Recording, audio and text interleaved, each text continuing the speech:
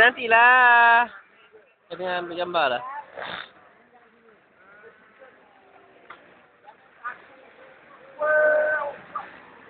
Syafiq buat lah. Syafiq, selam lah. Selam lah macam tadi cikgu suruh. Ha. Tahan nafas, selam. Kepala. Tangan mana? Tangan. Tangan mana?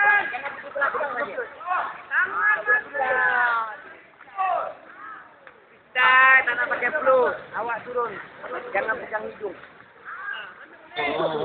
Tahan nafas. Satu kali dulu. Turun. Tenang je. Tenang kan? Kita buat lama tak sakit lah.